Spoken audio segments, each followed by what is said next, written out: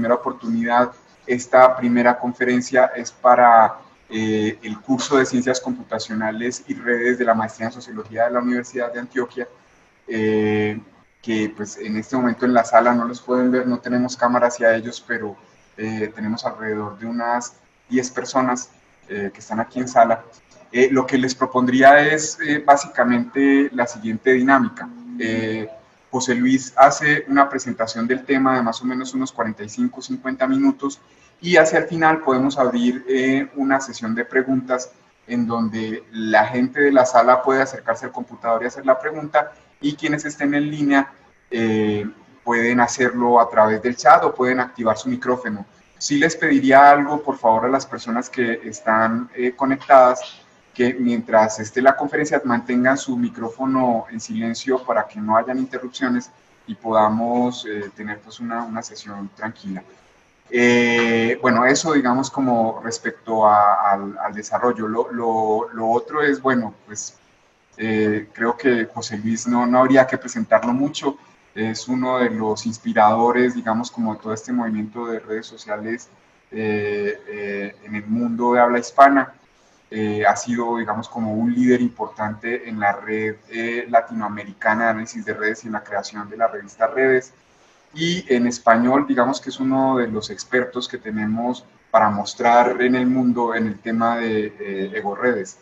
Ha sido un puente muy importante entre el mundo hispano y el mundo anglo. El mundo anglo, pues sabemos que ha sido importante desarrollador de todas estas herramientas, entonces ese puente pues ha permitido, creo que, conectar pues no solo las iniciativas que se han construido alrededor de la revista Redes y la red Redes, sino otras experiencias en Latinoamérica. Pues de hecho, como anécdota, yo empecé a leer Redes con el primer libro que José Luis tradujo.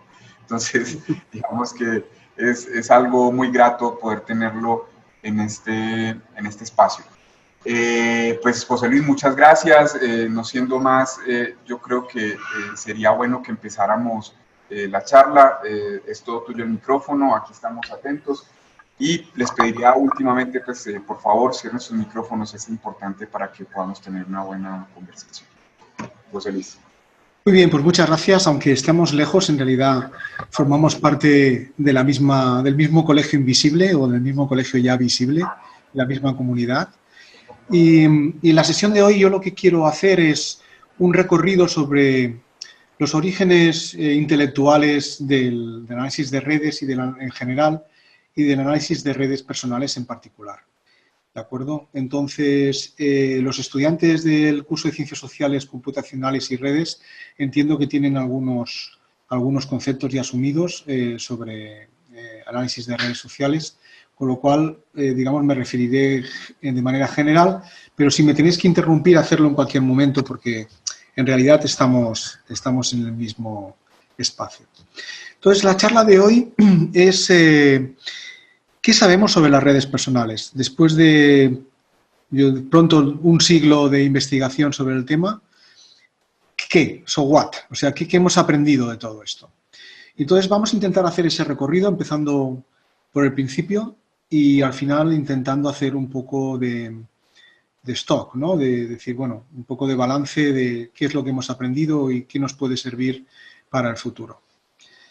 Entonces, las transparencias están en inglés, en castellano, pero bueno, yo lo hablaré en castellano, ¿no? O sea, en primer lugar, pensad que la expresión red personal, como tal, fue una innovación, o personal network analysis, o análisis de redes personales, fue una innovación de un grupo de antropólogos británicos que trabajaban en un país que ya no existe, que el país del señor Rhodes, se llamaba Rhodesia, en los años 40. Entonces, estos estudios intentaban responder a las limitaciones de la teoría existente en aquel momento. Fijaos un poco cómo funcionaba la cuestión. Los antropólogos británicos se formaban dentro del estructural funcionalismo y entonces que decía básicamente que en una localidad hay un conjunto de instituciones culturales, que esas instituciones culturales están coordinadas entre ellas de forma que permiten reproducir la estructura social, ¿de acuerdo? Pues muy bien, esta gente se iba a África, ¿no? A Rhodesia, a Sudáfrica, a diferentes países de la Commonwealth, y entonces se encontraban con, por el contrario, con millones de personas que hablaban lenguas diferentes, que estaban distribuidas en multitud de places o lugares diferentes, y la teoría que tenían disponible no les servía para explicar la complejidad de lo que estaban viendo. Entonces desarrollaron un conjunto de preguntas y un conjunto de miradas y de herramientas destinadas a intentar responder a estas limitaciones teóricas de la teoría disponible en aquel momento. Y la respuesta eran las redes, avant la lettre, es decir, la cultura sigue estando ahí, las instituciones siguen estando ahí, pero no están en un lugar en concreto, sino están en las redes de las personas que se mueven a través de los espacios. Fijaos qué actual es esa reflexión. Entonces, fijaos, no sé si lo veis, este libro de los años, creo que es del 50 y algo, Social Networks in Urban Situations, fijaos que pone of Personal Relationships. Entonces estamos hablando de redes personales, ¿no? Y socialmente en África. ¿Escucháis? Perdona, José Luis. Okay. ¿Sí? Puedes continuar. Ya, disculpa. Puedo continuar, ¿vale? Muy bien. Entonces, fijaos, esta es la primera cuestión, es que lo primero teníamos social networks, ¿de acuerdo? Y personal relationships, o redes personales. Estamos hablando de los años 50, 40, 50. Y fijaos que el concepto básico era estructura social. Estructura social, ¿de acuerdo? ¿Y dónde era esto? Pues era simplemente en lugares, como en lugares donde no se encontraba una tribu aislada, sino se encontraban millones de personas, en una ciudad minera, por ejemplo, en Dola, millones de personas hablando cientos de lenguas diferentes. Es un mundo complejo, ¿de acuerdo? Entonces, fijaos cómo las redes aparecen con preguntas sobre la estructura social en un mundo complejo, y es el Imperio Británico y sus colonias. Entonces, fijaos que tenemos aquí, si lo podéis ver, las historias de estas de partial networks, densidad, clusters, la red total, usos metafóricos y analíticos, la red en este caso sería la red de gossip. El gossip sería, ¿cómo se llama esto? La red de chismes, ¿no? El chismes, etcétera. Pero daos cuenta, estábamos hablando de redes personales. A continuación, ya cuando acaba en los años ya 70, yo creo que este libro es del 70 y pico, de Bruce Kapferer, que es un análisis de una huelga en una factoría en Zambia. Es, digamos, el último libro de esta línea de pensamiento por una sencilla razón, porque iban recogiendo tantos datos que ya no sabían qué hacer con ellos, ya no sabían cómo representarlos en las páginas del libro. Este libro, si lo abrís por las páginas centrales, es un prodigio de tipología, porque realmente intentan poner todas las relaciones de todos los grupos, dentro de los dos grupos en realidad que estaban explicando la huelga. Aparte, esperad un momento que dejo esto, descarto esto y así continuamos. Otra contribución es Elizabeth Bott, una psicóloga canadiense que también fue a Manchester, que estudió matrimonios londinenses y cómo, pues, y sus relaciones entre ellos. Entonces, en realidad, en lugar de una red personal, en una red dúo personal, en la red de la pareja, y ella decía que si la red de la pareja era muy densa, los roles conyugales estaban muy segregados, muy separados. El hombre hacía unas cosas y la esposa hacía otras cosas. En cambio, si esa misma pareja tenía una red muy, muy abierta y muy diversa, los roles conyugales eran más similares. El marido y la esposa hacían más o menos las mismas cosas, ¿de acuerdo? Fijaos cómo es una explicación desde el punto de vista de las redes de un problema como es la distribución sexual del trabajo, ¿de acuerdo? El prefacio de Max Flaxman, porque es el inspirador de la escuela de Manchester. Estos eran estudiantes sudafricanos que se fueron a Manchester y crearon el seminario donde se desarrollaron parte de estas ideas. Entonces, a partir de entonces, el mundo se va a Estados Unidos. A partir de los años 70, ya te he dicho que en el 75, en el 76 es el último libro de la Escuela de Manchester, que es Brooke-Ferrer, este análisis que os decía. Y entonces, a partir de ese momento, gracias a la influencia de Neidel, que lo veréis ahora, toda esta línea de pensamiento se va a Estados Unidos. Entonces, tenemos el estudio de Laumann en 1973, que es quizás el primer estudio intentando explicar la segregación utilizando redes.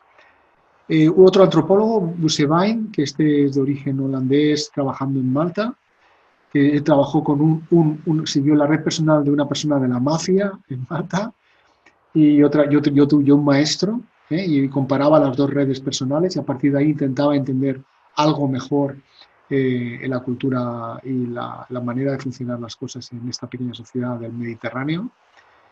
Friends of Friends, fijaos que es redes, manipuladores y coaliciones, un estudio que podría ser muy actual hoy día. Y entonces ya nos vamos a Fisher, viviendo entre amigos, Personal Networks in Town and City. Universidad, fijaos lo que os decía, otra vez, no sé si lo veis, qué importante, o sea que antes de los 90 tenemos redes sociales como personal networks y en lugares complejos como son ciudades, no sé si lo veis, ¿no? Es una cosa como recurrente. Entonces tienes una línea de pensamiento, de investigación que se fija en las relaciones entre las personas para entender mejor la complejidad a la que se enfrentaban, ¿de acuerdo? Claude Fisher, que está muy activo actualmente y Claude, pues bueno, él fue uno de los inventores del concepto de name generator, generador de nombres, fue un invento muy interesante, la manera de licitar redes personales. Entonces, bueno, dices, bueno, a ver, ¿qué pasa? El mundo eran redes personales. Si vais a Wellman y Carrington, tenemos networks as personal communities, ¿no? En un libro, otra vez, que es Social Structures. Entonces, las dos ideas que tenemos que... perdonad que tengo que descartar estas... Es igual. Las dos ideas que tenemos que recordar hasta ahora es que, de entrada, estábamos hablando con una línea de pensamiento, la que viene de la Escuela de Manchester, de redes personales, para responder un problema teórico, y que ese problema teórico es la estructura social en un mundo complejo, ¿de acuerdo? Ese es el tema de esta línea de investigación. Y si os dais cuenta, es un tema totalmente relevante hoy día. Hasta aquí, Gabriel, ¿nos vamos entendiendo? ¿Sí? Vale. Entonces, continúo.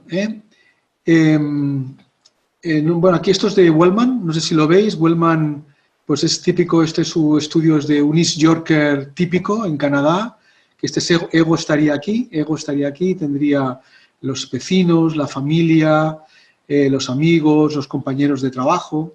Entonces, son redes personales, a través, redes complejas con alteri y las relaciones entre los alteri, os dais cuenta, diferentes campos sociales, los vecinos, el trabajo, no sé si lo veis, una red personal, ¿no? Con toda su complejidad, todo el ambiente social, todas las instituciones sociales, todos los lugares sociales en los que ego es activo, ego hombre o mujer. Entonces, una persona muy importante en esta línea de pensamiento es un antropólogo de la Escuela de Manchester, un agente colonial, de hecho, porque Neidel, que estaba trabajando para el Imperio Británico y tiene un trabajo muy bonito sobre los Nupe en Nigeria, y él era un agente colonial, pero además era un académico y en discusión con Levi-Strauss escribió este libro maravilloso, La teoría de la estructura social, otra vez, fijaos, es recurrente, estructura social.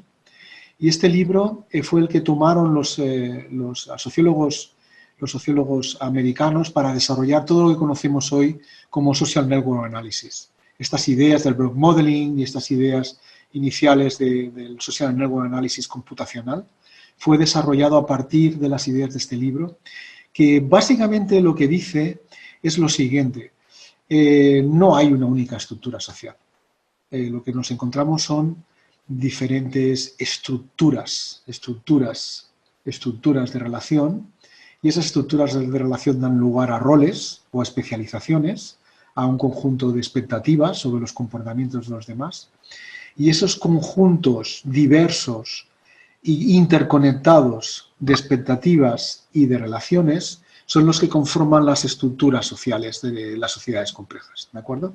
Claro, esto es una idea muy potente, una idea muy realista y una idea que fue operacionalizada por los sociólogos americanos con el concepto de block modeling, que es a partir del estudio de las interacciones sociales es posible derivar roles y por lo tanto es posible derivar estructuras sociales, ¿de acuerdo? Este es el inicio del Social Network Analysis. En franca oposición a la teoría sociológica contemporánea en aquellos momentos, que venía a decir que la estructura social era algo de arriba, que se incorporaba, ¿no?, de arriba a abajo y que estaba dada y que las personas estaban socializadas en esa estructura social, ¿de acuerdo? Entonces, Neidl, que murió muy joven, por cierto, pues simplemente venía a decir esto, ¿no?, de que es posible estudiar la estructura social a través de la estructura de relaciones, como un conjunto de microestructuras relacionadas.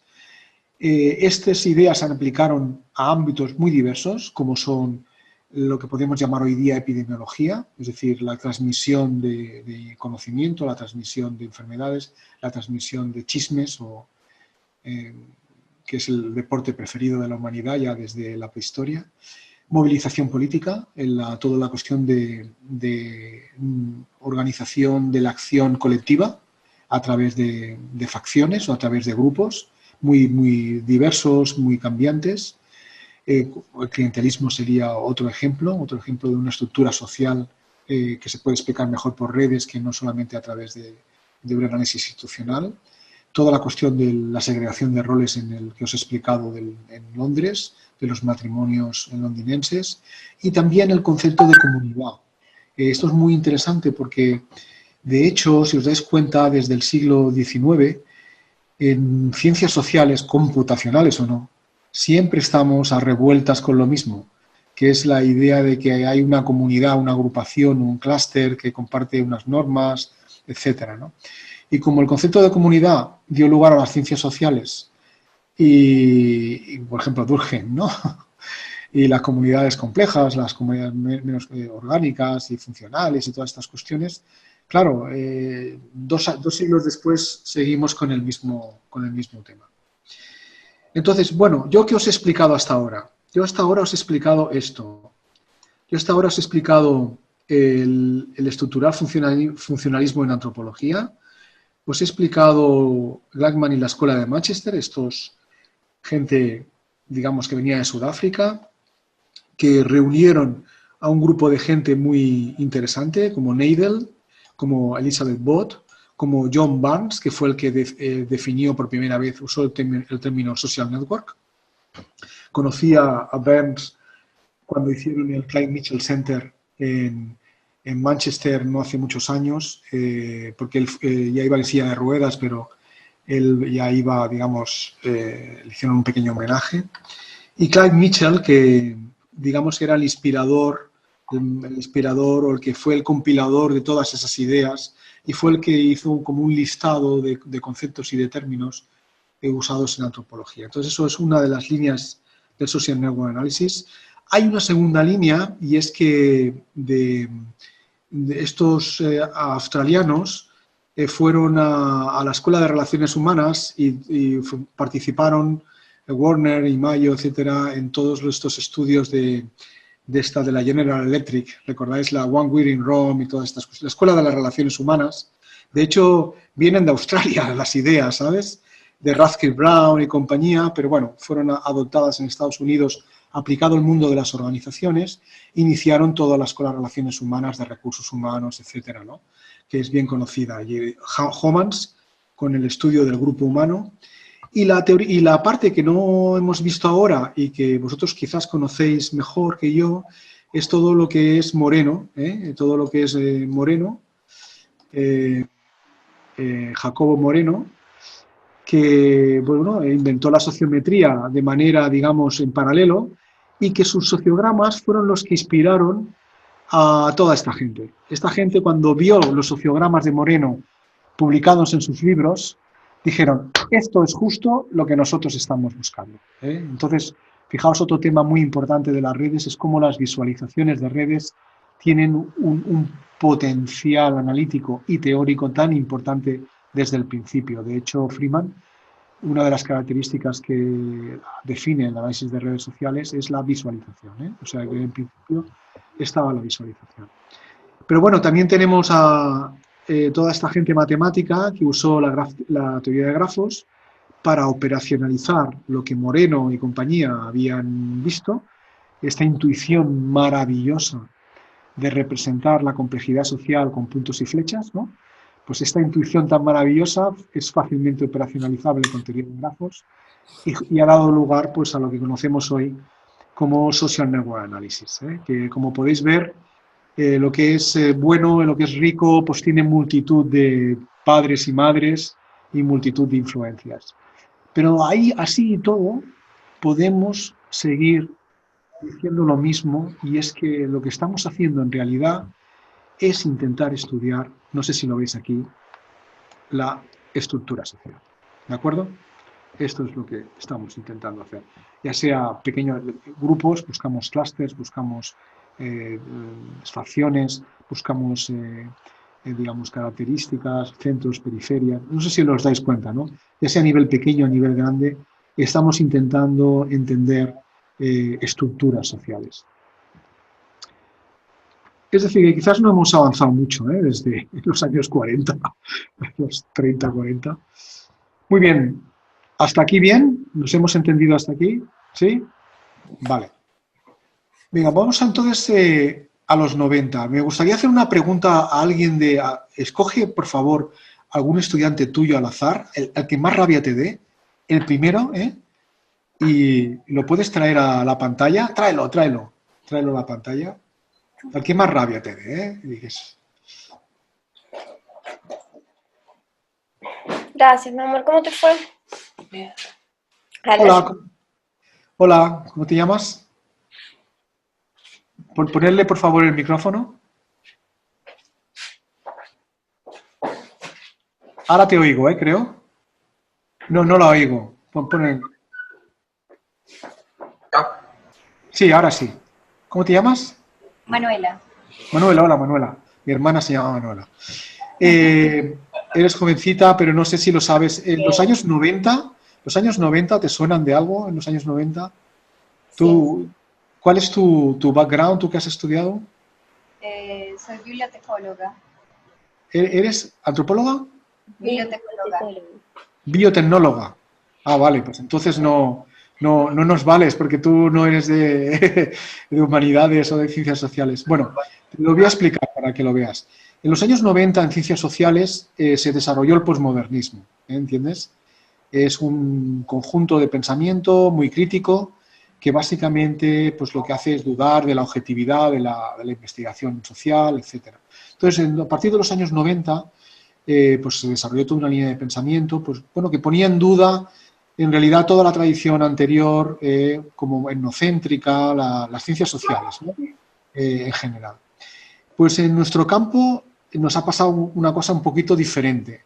En el campo de las redes sociales, a partir de los 90, lo que nos aparece es que si antes hablábamos de redes personales, ¿no? En todas partes, personal relationships, comunidades personales, etc. A partir de los 90 hablamos de sociocentrismo, de redes completas, de whole networks, de whole network analysis. Yo os explicaré por qué.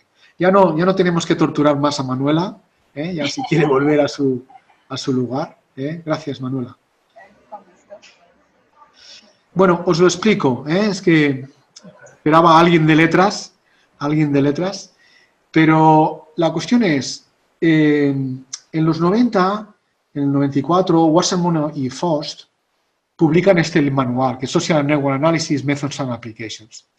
Entonces, hicimos la traducción castellana en el CIS, Consejo de Investigación Sociológica Española, está traducido al castellano. Esto Requena Santos, que es director del CIS, pues tuvo esta iniciativa maravillosa y tradujo Social Network Analysis al castellano dentro de la colección del CIS. Y entonces pues tuve el honor de poder hacer una introducción y para eso pude entrevistar básicamente a Catherine Faust para hacer esta introducción. Y Catherine y Stanley Wasserman lo que tenían claro desde el principio, durante los 10 años que estuvieron preparando el libro, es que estaban definiendo un campo. O sea, lo tenían claro desde el principio. Estaban definiendo un lenguaje, estaban definiendo unos métodos, estaban definiendo una manera de trabajar la realidad, estaban definiendo todo un campo de conocimiento. Y lo hacían de manera consciente y de manera competente, además. Y entonces, la prueba es que el último capítulo del libro apunta líneas de desarrollo futura que son justo las que se están desarrollando ahora. Por lo tanto, no solamente lo tenían claro, sino que además tenían una visión muy realista de las posibilidades de desarrollo de ese campo, de Social Network Analysis. No fueron capaces de anticipar Network Science, pero de hecho solamente por el nombre, pero no por los conceptos que hay detrás. O sea, los conceptos que hay detrás son conceptos que la Network Science toma de manera natural. Pero claro, ¿esto qué significa? Significa que lo que conocemos, si antes era todo un mundo muy diverso, con diferentes líneas, etcétera, a partir de los 90 lo que se impone es el análisis de redes completas como sinónimo de análisis de redes sociales. Así como antes teníamos social networks and personal networks y eran equivalentes, ahora social networks se equivale a partir de los 90 con whole networks o whole network analysis, ¿de acuerdo? Entonces, fijaos lo que dicen Wasserman y Faust al principio del libro, ¿eh? Dice, el principal objeto de estudio de los métodos discutidos en este libro es la colección completa, de los actores de uno o más colecciones y sus relaciones entre estos actores. Claro, es una visión muy diferente de la que hemos visto hasta ahora. Si os acordáis, cuando mirábamos esto de aquí, una red personal como esta que estamos viendo aquí veíamos un individuo, sus campos relacionales, etcétera, ¿no? Y las relaciones que hay en este individuo. Pero no nos fijábamos solamente en la gente del trabajo y las relaciones de todos los compañeros del trabajo. Mientras que un análisis de redes completas lo que hace es seleccionar un campo, como puede ser una organización o vuestra clase, selecciona un campo y hace un listado completo de los actores relevantes dentro de ese campo y les pide las interacciones que hay entre ellos con diferentes generadores de nombres o simplemente las recoge a través de dispositivos varios, como pueden ser correos electrónicos, WhatsApps o lo que sea, ¿de acuerdo? Entonces, fijaos que hay un cambio copernicano en la concepción de las redes hacia las redes completas. Entonces, claro, si tú eres whole y eres completo, todo lo que hay después, todo lo que son redes personales son por definición incompletas o cognitivas, o información cognitiva, ¿no? Que significa que tiene errores, por definición, porque claro, si tú defines el campo como whole networks, todo lo que no sea whole networks es incompleto. Igual que si defines comunidad, que ese es el error original de las ciencias sociales, ¿no? El Gemeinschaft. Si defines comunidad como gente que se conoce cara a cara en un lugar y que comparten una cultura, y esa es la comunidad, ¿no? Todo lo que se aleje de eso será imperfecto, ¿no? Entonces, cuando te des cuenta, porque todo será difuso, multicanal, distribuido geográficamente, multisituado, es decir, esta es la cuestión. Muy bien, pues entonces ahí vamos. Para que veáis un poquito las diferencias de los dos enfoques, esto es del libro de Chris McCarthy y otros, y este dibujo lo hizo Rafael, pero yo creo que se entiende muy bien. En las redes personales o las comunidades personales, lo que tenemos es un ego Le pedimos que nos diga gente que conoce de la escuela, gente que conoce de la familia, gente que conoce del deporte, gente que conoce de la política, ¿no? Entonces aquí deberíamos en realidad tener diferentes campos sociales, el deporte, la política, la familia, no sé si lo veis, ¿no? Entonces, a través de un análisis de una persona, nosotros analizamos todos esos campos y vemos si esos campos influyen en algún comportamiento de ego o en las relaciones de ego con sus alters o en cualquier otra cuestión, ¿entendéis? Ese sería el enfoque, y este enfoque tiene mucho sentido porque, claro, la gente que estaba estudiando la complejidad en una ciudad africana, lo que tenía era un campo que podía ser el de los administradores británicos, otro campo que podría ser los vecinos y otro campo que podía ser los que forman parte de la misma iglesia, de la misma etnia, ¿no? Entonces, claro, analizando las redes personales, podíamos navegar a través de toda la complejidad de los campos que constituyen la vida cotidiana de una persona y entender mejor, ¿no?, esas diferentes categorías, ¿no? Entonces veis que el análisis de redes es muy rebelde, ¿no? Es muy trans. Pero claro, cuando hacemos un análisis de whole network, lo que de hecho estamos haciendo es buscar un único campo institucional o centrarnos en un campo institucional y después en otro y después en otro, pero primero seleccionamos uno, seleccionamos a todos los actores relevantes y les pedimos por las relaciones diversas que pueden tener entre sí, ¿no? Y entonces esto es una whole network y esto sería una personal community, ¿vale? ¿Está más o menos claro? Por supuesto se pueden combinar los dos análisis. Este estudio, yo creo que este dibujo también lo hizo Rafael o lo hizo Chris, no recuerdo. Pero aquí sería lo mismo. En un whole network análisis podemos hacer el análisis de una escuela, tenemos diferentes egos que después podemos entrevistar por separado. Estos puntos rojos son los mismos egos que entrevistamos por separado y podemos ver sus relaciones dentro de la escuela, pero también sus relaciones fuera de la escuela, ¿no? No sé si lo veis. Estas relaciones puede ser familia, pueden ser amigos, puede ser el club deportivo, puede ser cualquier cosa, ¿no? De hecho, Moreno, cuando estudió estas niñas en el reformatorio, estudiaba las relaciones, ¿no?, de estas niñas para entender mejor una conducta rebelde, ¿no?, de por qué marchaban, ¿no? Entonces, la idea es la misma, estudiar la estructura de relaciones que envuelven una persona para intentar entender mejor una conducta, como intentar escapar, o fumar, o consumir, no sé, determinados productos culturales y no otros, etc. Entonces, ojo, hemos visto que en el principio fueron las redes personales, ¿no? Qué casualidad que nosotros trabajamos en esas cosas. Que después vienen las redes sociocéntricas, también trabajamos las cosas, las combinamos. Pero a mí me gustaría poner un poquito de orden en esta maraña de calificaciones, como serían Ego-Center, Ego-Nets, Egocentric, Personal Networks, Personal Communities, todas estas cosas que han ido saliendo, que es lo que vamos a intentar hacer ahora brevemente, si tenéis paciencia. Mirad, he seleccionado estos libros, este de Ulrich y Marina Henning, es un libro que se estudia sobre todo en el mundo, bueno, en general, pero en Alemania es un libro muy usado. Esta gente hecha por Nick Crossley, Elisa y compañía, que es de la escuela de Manchester. Esto es escuela de Manchester, y hablan de Ego-Nets. Esto es Indiana y Kentucky. Esto es, fijaos, nada más y nada menos que Steve Bogarty, Bernice Pescosolido, increíble, y Bria Perry, que hablan de Egocentric Network Analysis.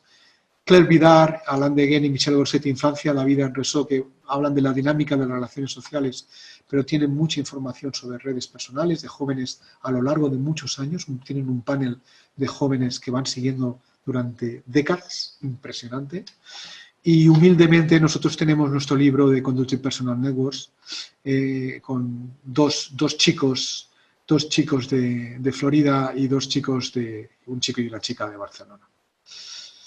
Muy bien, entonces vamos para allá. Vamos a la primera. La opción 1 es considerar que hay un nivel superior que se llama redes completas y redes egocéntricas, ese sería el primer nivel.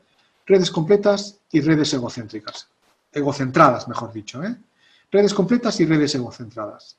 Y dentro de cada nivel, pues en las redes completas, diferencias entre one mode y two modes.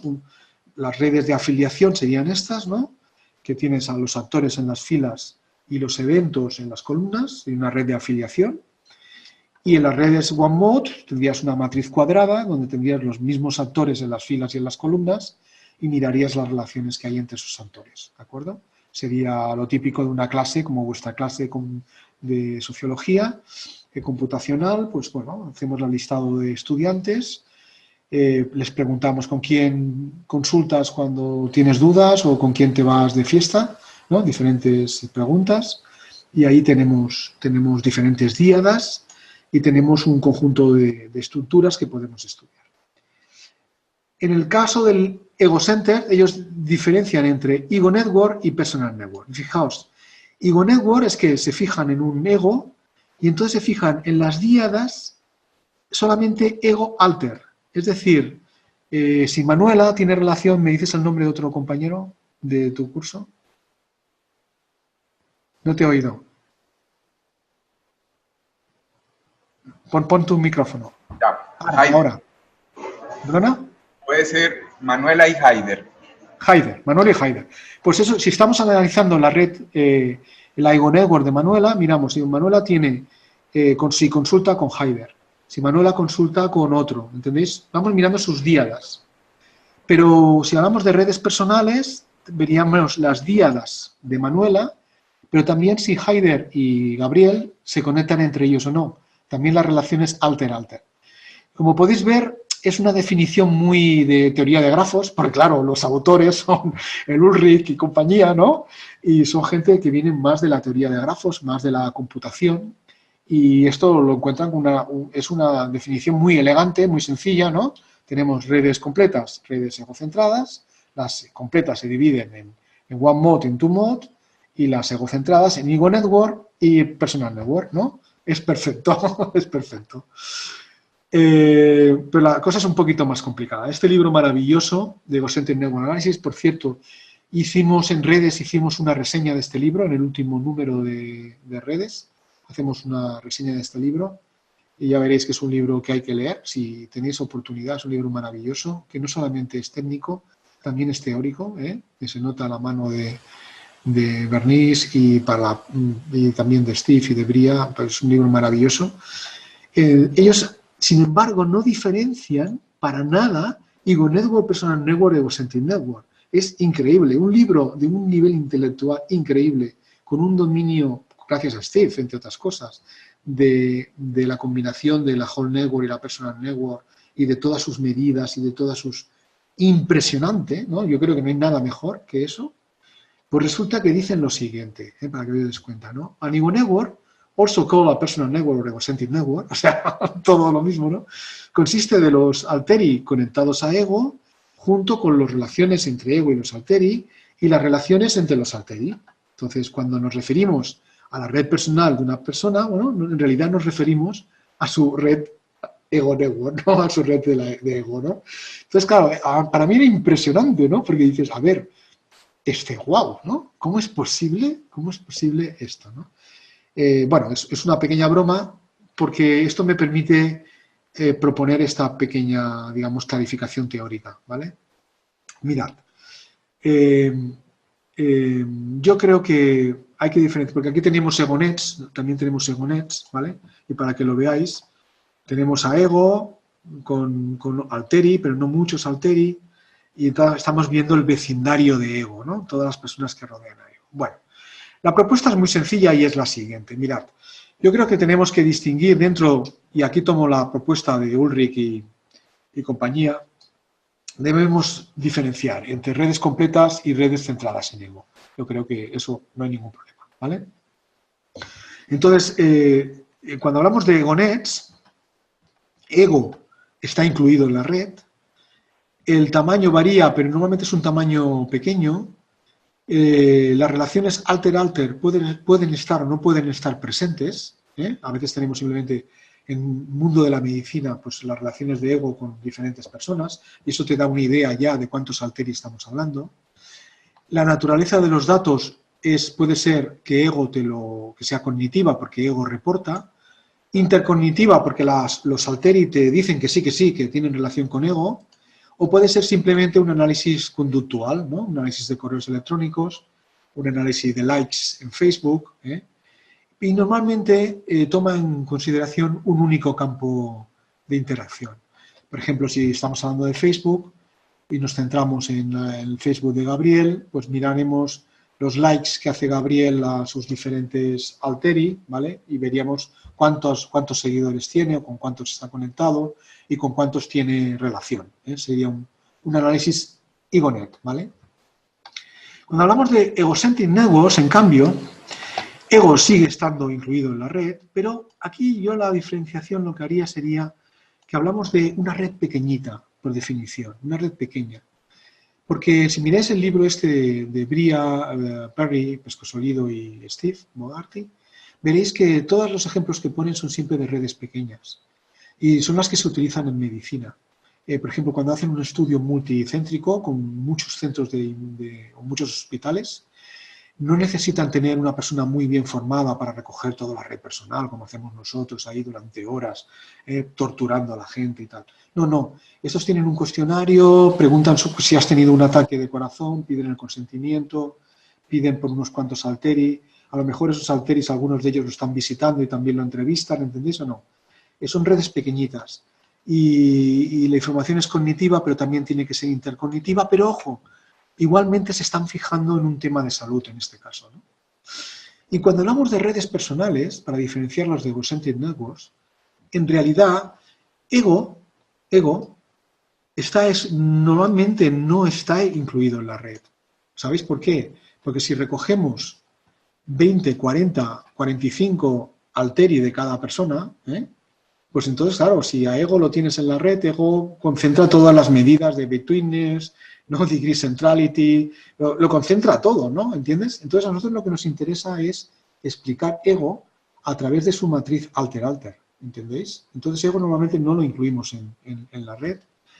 Y así como en el resto de aproximaciones las relaciones suelen estar dirigidas, en el sentido de que sabes que una persona le pide ayuda a otra, o que la otra pues le ha prestado atención a la una, ¿entendéis? Las relaciones están orientadas, tienen flechas.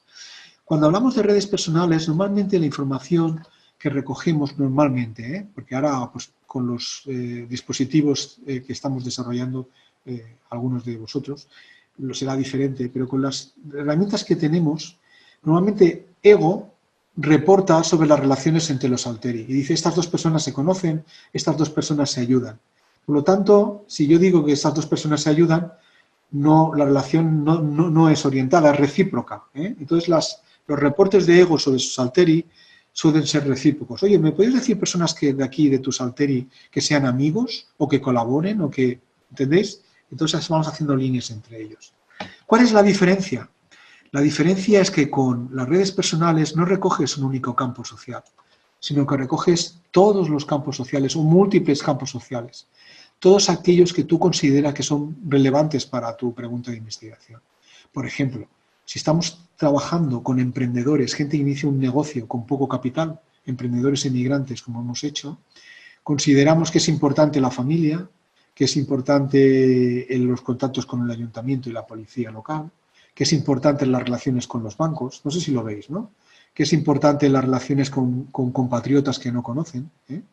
Entonces, cuando hablamos de redes personales, lo que de hecho estamos intentando es esa idea original de recoger todos los campos sociales que nos interesan para explicar mejor la conducta de ego, ¿entendéis? Entre otras cosas. Entonces, con esto ya podemos decir que las redes egocéntricas y las redes personales son egocentradas, pero no son lo mismo, ¿eh? No son lo mismo.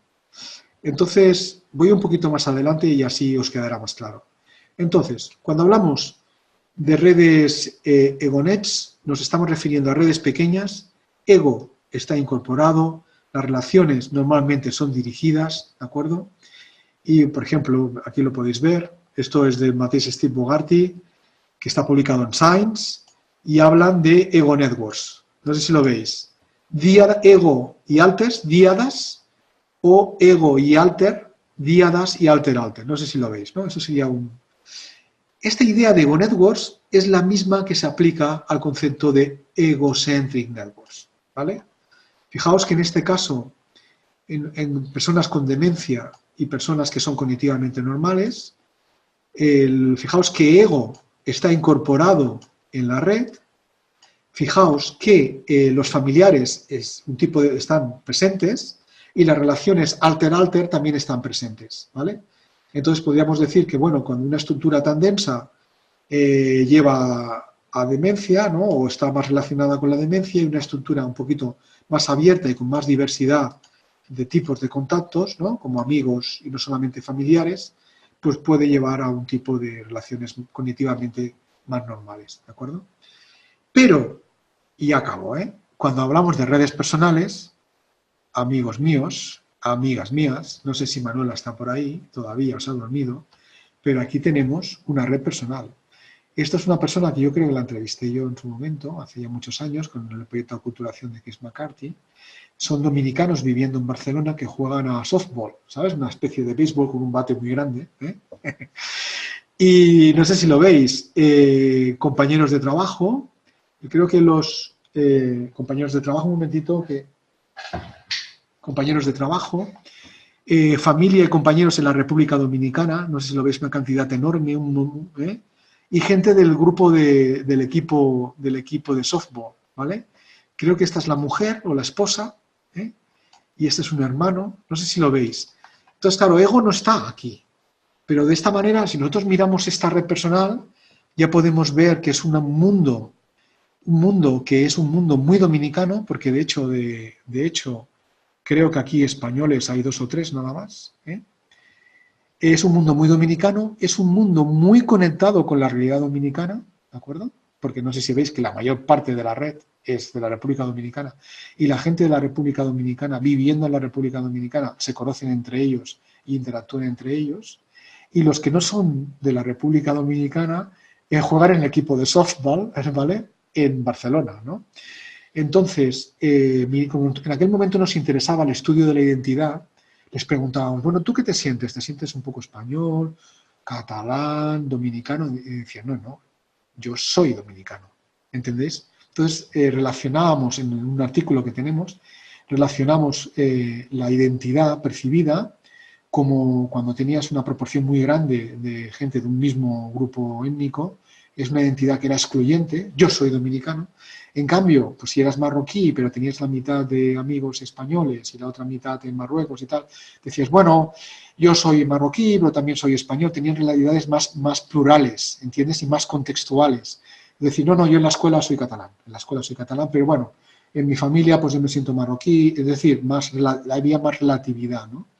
Entonces, claro, para estudiar un problema teórico como es la identificación étnica, vemos que el análisis de las redes personales nos podía dar ideas para entender mejor por qué había variación en las identificaciones excluyentes, identificaciones plurales, ¿vale?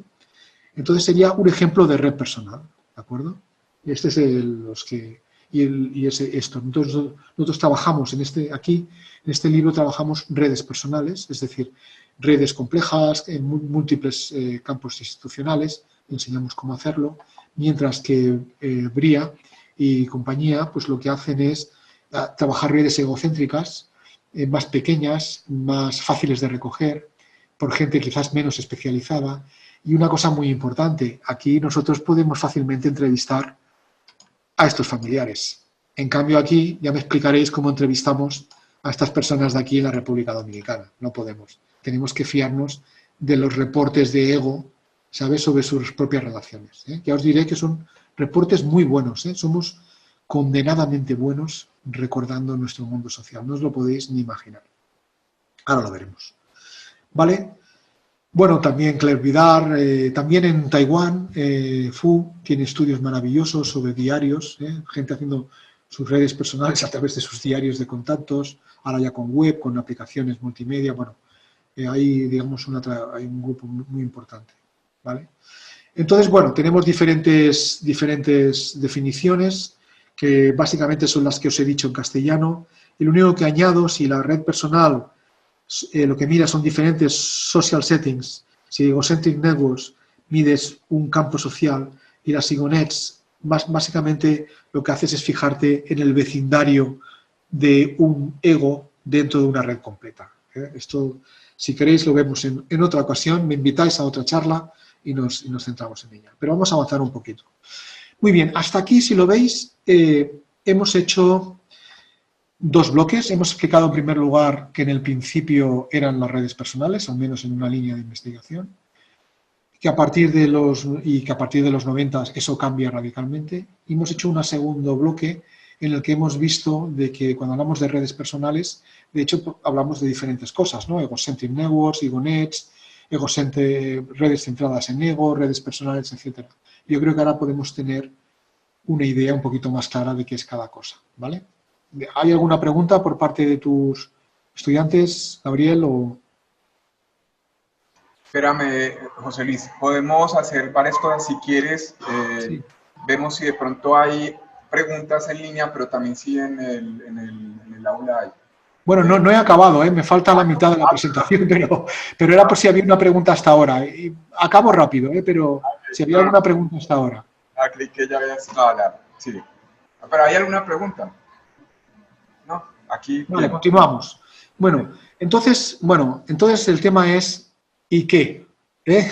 ¿Y qué? Todo esto, so what? ¿Para qué nos sirve, no?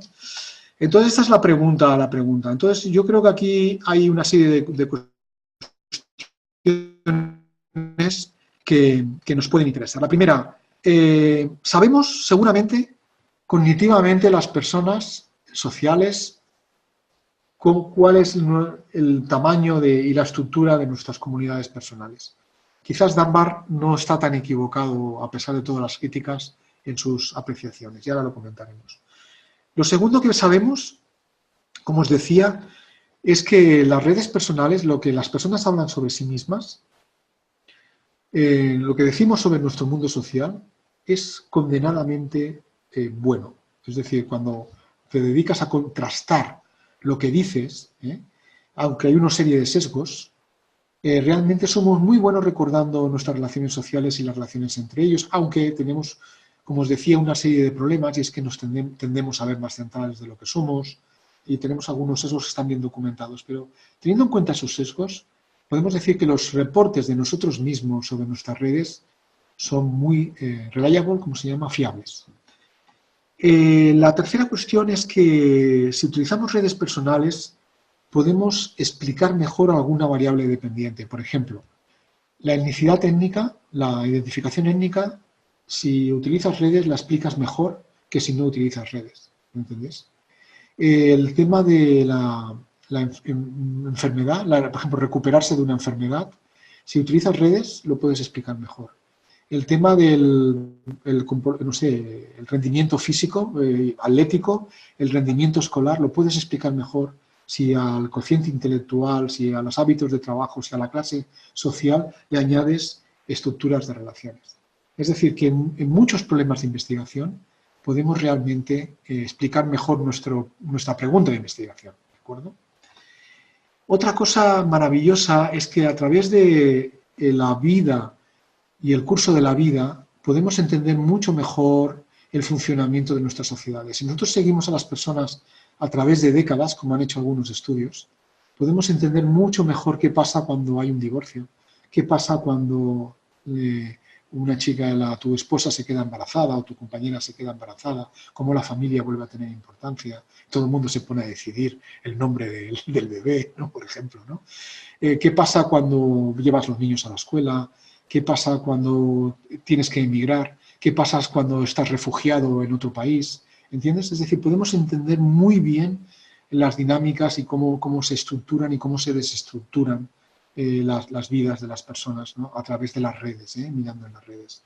Y por último, que es el proyecto que estamos haciendo ahora en Orbitz, nosotros pensamos que a través del estudio de las redes podemos operacionalizar y podemos entender mejor, en el caso de campos transnacionales, pero podemos entender mejor esas estructuras sociales emergentes que Neidel iba describiendo, ¿no? Que la vida está formada por estructuras que aparecen y desaparecen, ¿no? Y que conjuntamente forman la sociedad compleja que conocemos, pues que quizás no en todo, pero en algunos casos podemos, digamos, ayudar a medir, a operacionalizar, a visualizar esas redes complejas que están en el día. En este caso, estamos estudiando los corredores migratorios entre ciudades que hay entre Rumanía y España, y viendo una complejidad enorme de relaciones, de movilidades, etcétera, que va mucho más allá de la propia cognición de los propios actores de esos corredores, con enormes consecuencias para la identidad europea, para la actividad económica, para las decisiones, no sé, de aprender una lengua, para la identificación de los chavales en el futuro, etcétera. Muy bien, pues entonces os explico brevemente algunas de estas cuestiones y os prometo dejar libres muy pronto. El número de Dunbar. ¿Tus estudiantes saben algo del número de Dunbar o no? Gabriel. ¿Saben algo de Dunbar? Del número de Dunbar no hemos trabajado. Bueno, pues mira, es muy sencillo. Este es un tipo muy interesante, Robin Dunbar, que básicamente lo que dice, estudiando primates superiores humanos, dice una cosa muy sencillita. Y es que el tamaño, o sea, la capacidad cognitiva de los primates determina el tamaño del grupo social que lo acompaña. ¿Me explico? Es decir, que si los humanos tenemos un neocórtex muy grande, podemos mantener un grupo social muy grande a nuestro alrededor, ¿no? Relaciones sociales significativas, ¿no? Con reciprocidades, ¿no? Y en cambio que los primates de otras características pueden mantener, como tienen menos neocórtex, mantienen unos grupos más pequeños, menos neocórtex en unos grupos más pequeños, ¿no? Esto es un estudio de 1993 que relacionaba el tamaño del neocórtex cerebral, ¿no? Con el tamaño del grupo social de primates superiores, ¿de acuerdo? Podrían ser también delfines, o ballenas o esto, ¿no? Entonces, pero no solamente dice eso, dice una cosa muy interesante. Dice que el tamaño que los humanos podemos mantener activamente, cognitivamente, ¿no? Activos, son unas 150 personas, porque tiene que haber reciprocidad, es decir, que tú conozcas a la persona, que esa persona te conozca a ti. Porque él lo que dice es que las relaciones sociales implican una inversión de recursos emocionales y cognitivos muy importantes, y como nuestros recursos son limitados, pues el tamaño del grupo que podemos mantener vivo a nuestro alrededor también lo es. Podemos conocer a muchísima gente, pero probablemente olvidamos a muchísima más gente al mismo tiempo. Porque al mismo tiempo podemos mantener relaciones cognitivamente significativas, emocionalmente significativas, con 150 personas, que si te fijas es el tamaño de la banda de cazadores y recolectores, el tamaño típico de una banda de cazadores y recolectores según está reportada por antropólogos durante muchos años, ¿no? Más o menos, ese sería el tamaño. Y lo que dice además es que esas 150 personas también se jerarquizan por niveles de inversión emocional. Si tú en Facebook dices que tienes 1 millón de amigos, el esfuerzo emocional que le dedicas a ese millón es 0, ¿vale? Pero tú le dedicas a un grupo de personas que son tus padres o tus hermanos o tus amigos íntimos, muy pocas personas, mucho capital emocional, por decirlo de alguna manera, muchos recursos emocionales. A la siguiente categoría de personas les dedicas menos, a la siguiente le dedicas menos, hasta llegar a los 150, ¿no?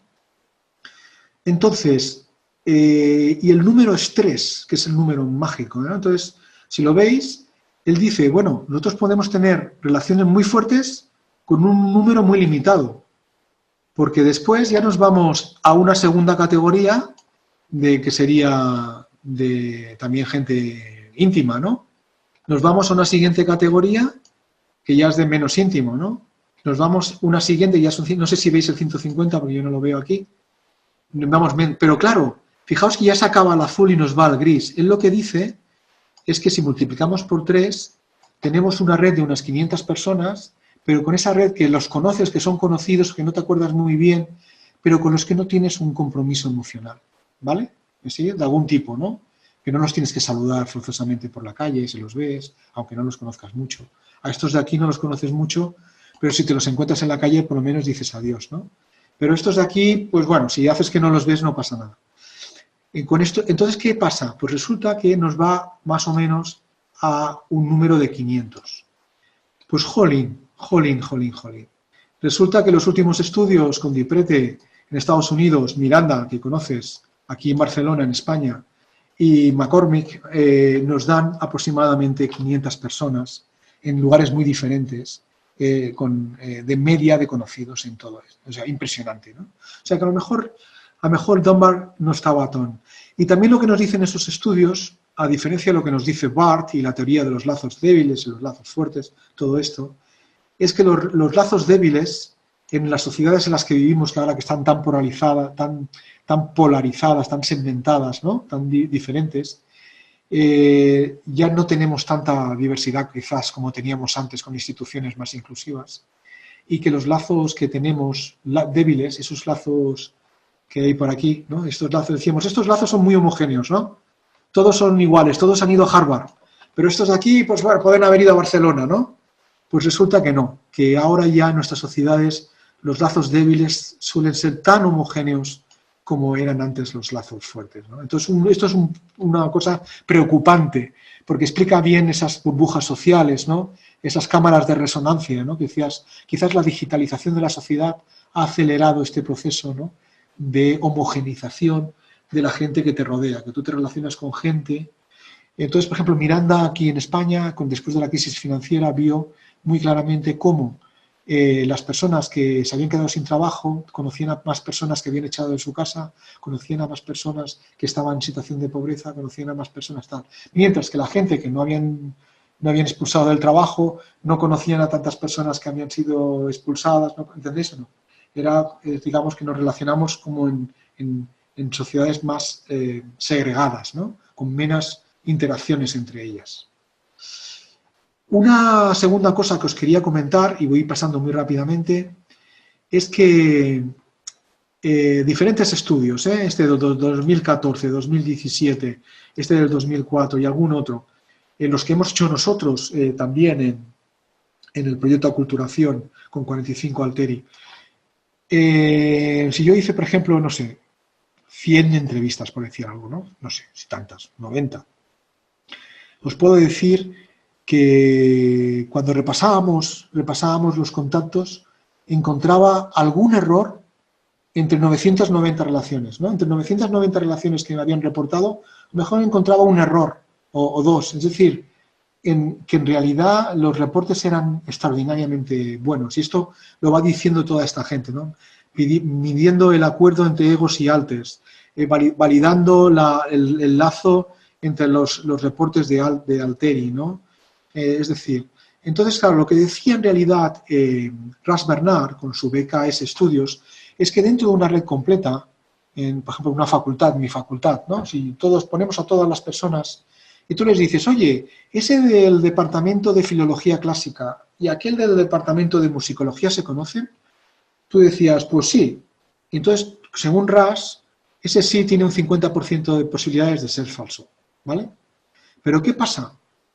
Cuando nosotros hablamos no de lo que pasa en la facultad, sino hablamos de nuestras propias relaciones, los reportes, que son estos de aquí, son condenadamente buenos. No sé si lo veis, condenadamente buenos. O sea, con una validez y una fiabilidad enorme, ¿no? Entonces, una cosa importante, pero cuando dicen esto es información cognitiva, y perdona, que sea información cognitiva no significa que no sea fiable, ¿eh? A lo mejor es más fiable que el social media que tú me estás dando, ¿no? Nosotros estamos especializados en recoger datos personales con entrevistas, lo cual te permite co-descubrir con los participantes nuevas maneras de ver su mundo. Por ejemplo, le puedo decir a una persona, oye, ¿te has dado cuenta de que todas las chicas que conoces son todas cubanas y todas trabajan en el mismo sitio aquí en Miami? Ostras, pues es verdad, no me había dado cuenta, ahora que lo dices tienes razón. Entonces la gente cuando ve su red y red personal descubre nuevas cosas sobre su mundo, porque es un mundo muy complejo, ¿no? Y eso te lo permite hacer la entrevista. Pero también tenemos ahora el social media. El social media nos ayuda, pero no es un sustituto de la entrevista, porque el social media, aunque en los jóvenes hay mucha convergencia entre su mundo digital y su mundo cara a cara, siguen habiendo discrepancias que es bueno poder digamos, comprobar. Es decir, que todavía hablar con humanos entendemos que nos sigue dando una información diferencial. La otra cuestión, como os decía, que si usamos redes personales podemos explicar la integración social, la identificación étnica, la puesta en marcha de negocios, temas de salud, los podemos explicar mucho mejor usando redes personales. ¿Por qué? Porque si normalmente en sociología o en la visión social tenemos las características del respondiente y lo que nos interesa, como podría ser la recuperación después de un ataque de corazón, si tenemos el respondiente y tenemos si tiene apoyo social o no, pues sabremos que se recuperará más rápido. Esto es Kadushin, su estudio clásico sobre los excombatientes del Vietnam y muchos estudios de Bergman y compañía, porque parece ser que las relaciones sociales provocan cambios bioquímicos en nuestros organismos que tienen efectos en la salud, tienen efectos en la cognición, tienen efectos diversos, ¿no? Y que se están estudiando en muchos campos, ¿vale? Entonces, ya acabo. Hemos aprendido que el tamaño de la red es importante, la gente de las clases sociales altas tiene muchas redes, la rectora de nuestra universidad tiene una red enorme y las personas que estudiamos con Cáritas tienen redes muy pequeñas, muy vulnerables, que no las pueden mantener porque una red implica tener recursos económicos, poder hacer regalos, poder ir a fiestas, poder reciprocar, ¿no? Corresponder el regalo que te han hecho, la visita que te han hecho, transporte, ¿entendéis? Ir vestido adecuadamente. Mantener relaciones sociales implica recursos económicos. Entonces, la gente pobre lo que pierde en primer lugar son sus relaciones sociales, ¿no? Que la estructura es muy importante, muy importante. Si tú miras un emprendedor, una emprendedora y ves su red personal, solamente mirando su red personal, ya sabes si le va a ir bien o le va a ir mal, ¿eh? Porque para que una persona pueda movilizar capital social tiene que tener contextos diferentes. Para que un científico como Gabriel pueda hacer contribuciones al conocimiento, tiene que haber estado en diferentes ámbitos, en diferentes lugares. No sé si lo veis, conectando diferentes mundos para poder tener buenas ideas, poder tener capacidad de acción, poder, ¿entendéis? Es muy importante la relación entre ego y alter, la closeness, la proximidad percibida es muy importante porque eso explica todos los procesos de influencia y selección social y la homofilia. Entonces, medir de cada ego, recoger su closeness percibida con el alter es muy importante porque eso te explica muchísimas cosas y lo sabemos por experiencia. Pero lo que más nos explica es la ego-betweenness. Si ego que no está en la red conecta grupos muy diferentes, ego tiene capital social, ego es diferente, ego tiene problemas de salud seguramente porque tiene diferentes contextos normativos en los diferentes sombreros que ponerse, ¿no? En un gorro se pone, va de Trump, en el otro va de otro, en el otro va de otro, ¿no entendéis? Cada grupo social tiene sus propias normas, algunas de esas normas entre ellas son conflictivas, ¿no? Por ejemplo, en un sitio puede ser muy sexista, en el otro no, entonces tienes que adaptarte a cada lugar. Y ego-betweenness para nosotros es lo que más capacidad predictiva nos ha dado. Midiendo la betweenness nosotros ponemos muchas cosas, capacidad de influencia, de desarrollo del negocio, de muchas cosas, ¿no? La homofilia es cada vez más importante en nuestra sociedad y yo creo que eso es una desgracia. Y también es muy importante no solo el nivel individual, sino el multinivel, el siguiente nivel, nuestra afiliación a las organizaciones. Porque nosotros ahora mismo estamos hablando y compartiendo este espacio porque estáis en el curso de Gabriel en la Universidad de Antioquia, ¿entendéis? O en la comunidad Redes. Es decir, si tú estás afiliado a una organización, tienes un mundo de contactos que si no lo tenías. Y esas organizaciones, a su vez, tienen relaciones entre ellas. Con lo cual, si esas organizaciones están bien sincronizadas, nuestra propia capacidad de hacer entre nosotros será más potente. No sé si lo veis, ¿no? Entonces tenemos que ver el nivel individual y ese nivel individual cómo se incrusta en el nivel superior, que a su vez está integrado en una red, ¿eh? Y bueno, y las redes dinámicas y muchas cosas más. Entonces, simplemente me voy allá al final porque ya me he pasado de la hora, que quizás con los temas de protección de datos y con las... Pero bueno, recogeremos datos con la ayuda de apps, recogeremos datos de nuestras redes personales, espero que automáticamente muy pronto. Ya lo hemos intentado en el pasado, sin dinero, pero hemos hecho alguna cosita y tenemos alguna app por ahí en Android. Pero bueno, básicamente mi mensaje final. para que os llevéis algo para casa. El mensaje final es que si miramos a las redes personales, no solamente estamos hablando intentando explicar la conducta de los individuos mejor, sino que también estamos intentando, de alguna manera, mirar a esas estructuras sociales que lo atraviesan. Y estamos intentando volver a la pregunta inicial del Personal Network Analysis, ¿no? ¿Cómo navegar mejor a través de los diferentes y diversos contextos que forman la complejidad de nuestro mundo? Y nada más, esto creo que se me ha ido la hora, pero esto sería un poco la presentación. Bueno, pues José Luis, muchísimas gracias. Me hubiera gustado que trabajaras un poco también esa última parte que te saltaste, pero yo creo que mejor pasamos a preguntas. En línea o acá virtual, perdón, acá físico, pueden, si quieren acercarse, si alguien tiene una pregunta, alguien en línea quiere conversar, están abiertos los micrófonos para quien levante la mano.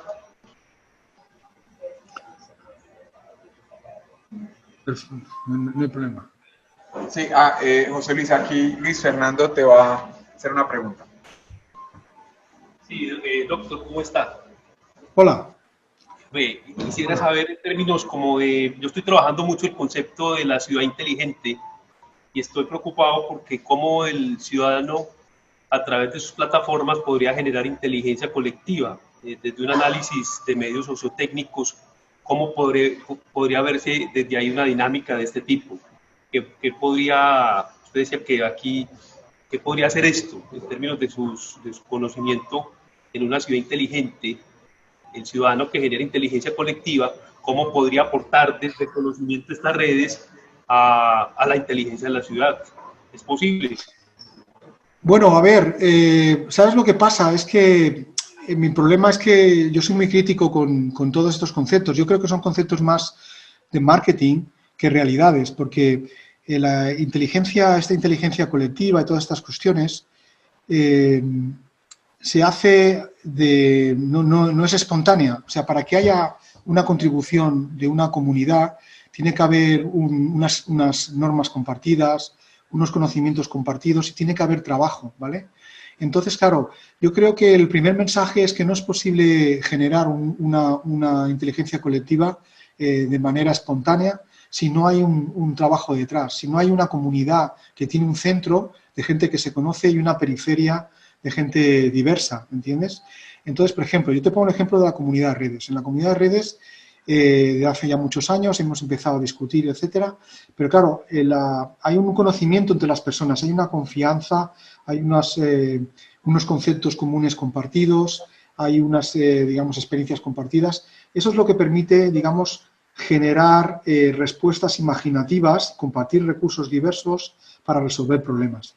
Pero claro, eso, digamos, en Facebook, sin más, no es posible, no sé si me explico por ahora, ¿no? Es decir, yo diría que para que haya realmente una respuesta, digamos, inteligente, lo que hay que seguir es trabajando en la combinación de lo virtual y de lo cara a cara. Seguir trabajando con comunidades densas que estén conectadas con comunidades diversas y que entonces que no hay atajos, no sé si me explico, no hay atajos, no hay soluciones mágicas, ¿no?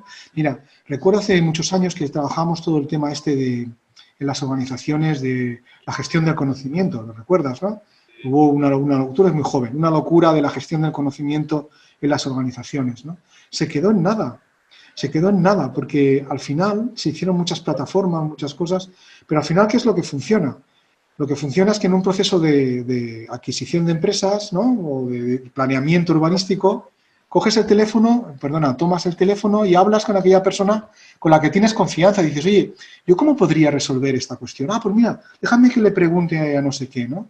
Entonces, claro, en esta red de consultas mutuas, estas comunidades de prácticas son efectivas, consiguen soluciones imaginativas a problemas que individuos o organizaciones solas no pueden conseguir, ¿no? Entonces yo, en ese sentido, siento contestarte, ¿no? Es decir, la inteligencia colectiva es, como te diría yo, es como una etiqueta, pero está por ver de que realmente sustituye al trabajo. Y al trabajo a través de relaciones de confianza y con una estructura diversa y con estructuras organizativas detrás, porque sin los recursos de la Antioquía no tendríamos Zoom ahora mismo, no podríamos compartir, no sé si me explico. Entonces, claro, yo veo que es más bien son argumentos de marketing de los consultores y las consultorías, ¿no?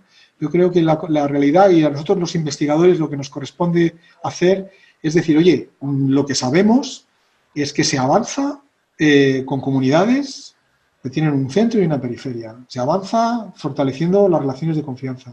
Por ejemplo, voy a poner un ejemplo en el mundo de la investigación científica. Los artículos más innovadores están hechos por personas de diferentes campos científicos, pero que se conocen muy bien entre ellas. No sé si me explico. Tú eres amigo personal de una física teórica, y es en esa discusión donde se monta una nueva idea, necesitas un grupo de trabajo que te ayude a llevarla a cabo, por lo tanto necesitas un grupo denso a tu alrededor, una estructura organizativa que te ayude, y después múltiples diversidades que te vienen por la red, estás abierto a ellas y te la da, ¿no?, una comunidad más amplia, ¿no? Entonces esa sería la cuestión, ¿no? Entonces, para todo el tema de ciudades inteligentes y todo esto, pues sí, yo diría que, bueno, una buena manera de hacerlo es combinar el trabajo local, ¿no?, con el trabajo de planeamiento bestial, ¿no? No sé si habéis visto lo que ha hecho ahora Moro, no sé si a Gabriel, si les has enseñado el artículo este que ha hecho Moro en Boston, toda la geolocalización de los comercios de Boston y toda esta cuestión. Pues bueno, es combinar una visión global que te da un estudio muy global de la ciudad con trabajo más a nivel de barrio o a nivel local o con asociaciones locales. Yo creo que eso es lo que realmente da soluciones imaginativas a la gente. Bueno, lamento haberme enrollado tanto, es mi humilde opinión. Muchas gracias, doctor José. Bueno, si alguien en línea, pues ya podemos inclusive abrir los micrófonos, quien quiera hablar, no hay que levantar la mano porque tampoco se está golpeando todo el sonido. Si alguien más quiere hacer alguna pregunta. Bueno, yo sí quisiera, José Luis, aprovechando que hay, digamos, como un espacio, si pudieras hablar un poco de las últimas láminas, especialmente la clasificación de redes personales, que ese es un trabajo muy interesante que ustedes hicieron con la gente de Constance y ustedes ahí en Barcelona. Sí. Vale. Bueno, hay una pregunta en el chat que dice, desde un enfoque de la psicología social, ¿qué papel juegan conceptos como Cognitive Social Structures? Bueno, este es Carhart, este es el famoso artículo de Carhart, donde demuestra que dentro de una organización, dentro de una whole network, by the way, las personas que tienen una posición más central son las que reportan mejor, conocen mejor la estructura de la organización, ¿entiendes? Hay una correspondencia, si quieres llamarlo así, entre el nivel de poder organizativo y el nivel de conocimiento de la estructura social de la organización, ¿vale? Entonces, Carhart lo que sugería era hablar de una estructura cognitiva que variaba a nivel de cada individuo.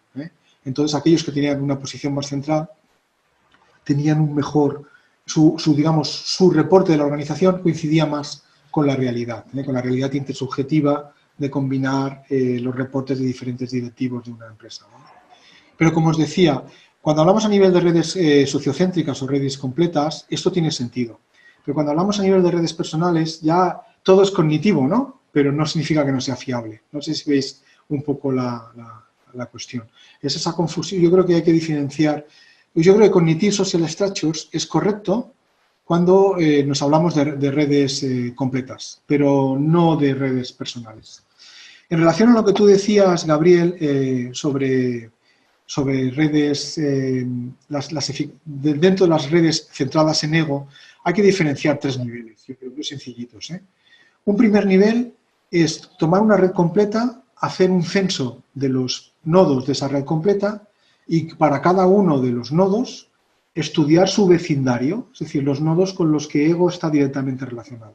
Esos son las ego networks o ego nets, ¿vale? Entonces eso es un análisis, digamos, un análisis pormenorizado de una red completa, un análisis egocentrado de una red completa, ¿vale? Y eso es lo que hace Steve con Igonet. Tiene un software muy interesante, se llama Inet, que te permite hacer todo tipo de este tipo de cosas fácilmente, muy bien. El segundo nivel, que es Egocentric Networks, ya no es dentro de una red completa. En Egocentric Networks ya vas buscando individuos con demencia, o individuos con ataques al corazón, o individuos que son muy buenos en un campo en concreto, deportistas, ¿no? Entonces, para cada individuo, centrado en un campo concreto de interés, como puede ser el deporte, la salud o el emprendimiento, pues recoge un conjunto limitado de Alteri. Ego forma parte de la red y entonces también puede ir a los Alteri y preguntar sobre Ego. Ese sería un análisis egocéntrico, un análisis que está muy al alcance de un pequeño cuestionario, un alcance de hacer grandes estudios, porque la recogida de esos datos es muy rápida. Estamos hablando de 7, 8 Alteri, no estamos hablando de más. En cambio, cuando hablamos de redes personales, ya estamos hablando de ego, que no está incluido normalmente en la red, y de todos los contextos sociales que pensamos que son relevantes. Por lo tanto, ya estaríamos hablando de una realidad mucho más compleja. Entonces, cuando ves una red personal, ves una realidad compleja. Además, yo te digo una cosa, cada uno de nosotros, igual que tiene una huella digital, tiene una red personal diferente. La red personal de cada uno de nosotros es única, es como un copo de nieve, es realmente única y además nos define, hasta el punto que la ley de protección de datos aquí en Europa más o menos lo dice. Si tú tienes información sobre las redes, tú sabes la persona que es, ¿vale? Es que no hay duda sobre eso, ¿no? Eso es lo que... Y otra cosa que sí que hemos desarrollado con Jürgen y Ulrich y Constanz es todo el concepto de cluster networks. Como las redes personales son tan complejas y implican tantos campos sociales, tantos tipos de personas, y es el mundo que nos rodea, intentar recoger una sample, ¿no? Una muestra del mundo que nos rodea, lo que hacemos en realidad con los cluster graphs es intentar reducir toda esa diversidad a 2 o 3 categorías. Entonces, por ejemplo, os pongo un ejemplo que es fácil de entender. Si en aquel caso de los dominicanos que os estaba diciendo, podemos reducir toda esa complejidad tan enorme con personas, compatriotas en República Dominicana, compatriotas dominicanos viviendo en Barcelona y españoles, por decir algo, y otros. Cuatro categorías. Y claro, solamente mirando a ese cluster graph, a esas 4 categorías que te resume una red muy compleja, tú ya puedes ver si hay mucho transnacionalismo, si estás más orientado a la República Dominicana, si por el contrario estás más orientado a las relaciones con los españoles para poner en marcha tu negocio. Por ejemplo, yo os puedo decir, si eres un emprendedor, un empresario, una empresaria y te funciona el negocio, la proporción de nacionales tiene que ser muy alta porque tienes que conocer a alguien del banco, a alguien del ayuntamiento, al policía local. Eso son datos, son cosas reales, ¿no? La gente nos lo explica. Es que, claro, yo necesito un proveedor que sea local, que me explique, que me dé crédito, porque así yo le pago al final de la temporada. ¿Entendés o no? Entonces, claro, su proporción de nacionales es mucho más alta y su orientación transnacional. Y eso lo puedes ver de manera muy sencilla con los clusters graphs, que os he enseñado muy brevemente al final. Pero es que veía que ya me había pasado de la hora y por eso lo he comentado. Bueno, no, está bien. Gracias, José Luis. Julián Cueto, de la UAB en Buenos Aires, quiere comentar algo. Nos lo escribió, pero le doy el micrófono a Julián si quiere expresarlo mejor. Julián, ahí estás en línea, si quieres hablar. Jolín, Julián, esto es un déjà vu, ¿eh? Esto es casi del siglo pasado, ¿eh? No está en línea. No, no está. Bueno, todo lo que es redes personales y espacio geográfico es un campo que nos interesa mucho y en el que se están haciendo algunas cosas. Entonces, si queréis, lo que podemos hacer en la lista de redes, podemos enviar algunos mensajes sobre redes personales y espacio geográfico, porque hay cosas muy interesantes realmente, ¿no? Algunas son de Suiza, gente que trabaja en temas de transporte, pero hay estudios muy interesantes y además a lo mejor Alejandro García Macías nos explica un poquito la aplicación que está desarrollando. Y bueno, yo creo que esto, si yo tomo nota, si os parece bien, enviamos un mensaje a la lista de redes que se llame redes personales y redes geográficas, y con unos cuantos artículos y unas cuantas cosas, y ahí el tema lo podemos Pero yo creo que ese es un campo enorme de desarrollo, a mí me interesa muchísimo y creo que el único problema que tenemos es el de la protección de datos, porque la información es muy sensible. Ya sabes que Google la recoge y la usa y la vende, ¿no? Pero claro, si lo tenemos que hacer para nuestras instituciones, tenemos que reservar. Y otra pregunta sobre los Agent-Based Models. Claro, es que nosotros todos utilizan redes, pero una cosa son las redes neuronales y otras cosas son las redes sociales, ¿no? Entonces, tendríamos que ir diferenciando también, que nosotros trabajamos más bien con redes de humanos, ¿no? Y aunque podemos también trabajar con otro tipo de redes, ¿no? Pero de organizaciones, por ejemplo. Pero claro, y después también está lo de la Azure Network Theory, toda la teoría de la Tor-Red, que esto ya es otro, digamos, otro campo de desarrollo, en el cual tenemos algunas cosas en común, pero no estarían en nuestro campo directamente, ¿no? Pero bueno, si os parece lo podemos dejar ahí, hablamos de redes y geografía y ya nos permite ir preparando la siguiente charla. Bueno, ¿Vale? pues José Luis, muchísimas gracias. Muchísimas gracias también a todas las personas que participaron en línea y bueno, a ustedes también por ir a clase. A ellos es su obligación, ¿no? Bueno, ahora no os lo había dicho, pero ahora les enviaré un pequeño cuestionario que me tienen que enviar. Preguntas. José Luis, pues gracias y gracias de verdad por la trasnochada. Muy bien, no pasa nada. Nos vemos pronto. ¿De acuerdo, Gabriel? Okay. Pues bueno, un abrazo a todos. Nos vemos muy pronto. Hasta luego. Adiós, gracias.